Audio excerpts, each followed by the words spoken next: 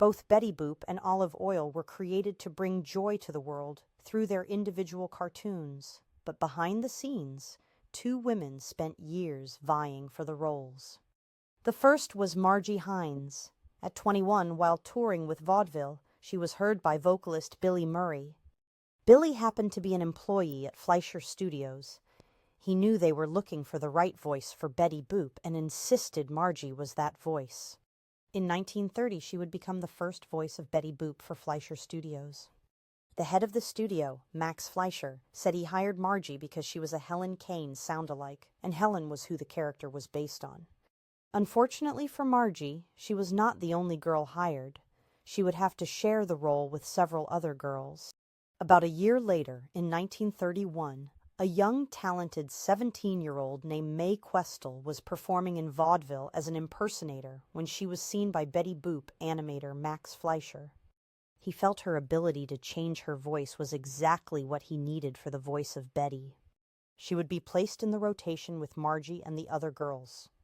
Mae quickly became a favorite, and alongside Margie became the two main voices used. However, after a short period of time in the rotation, Mae would win over the right people at the studio to secure the part exclusively.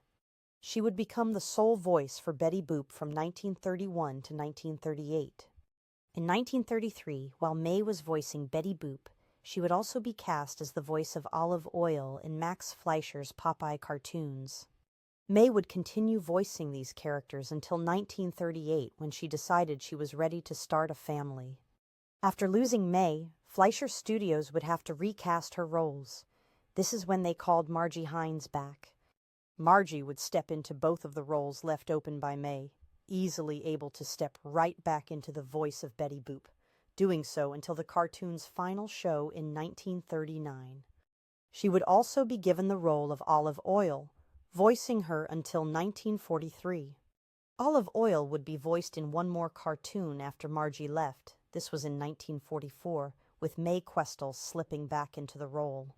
Mae would spend the 1950s and 60s voicing many other notable characters in a range of shows, but Betty Boop and Olive Oyl seemed to be her favorites. One of her biggest cameos came in 1988, when she was hired to reprise her role as Betty Boop in the film Who Framed Roger Rabbit.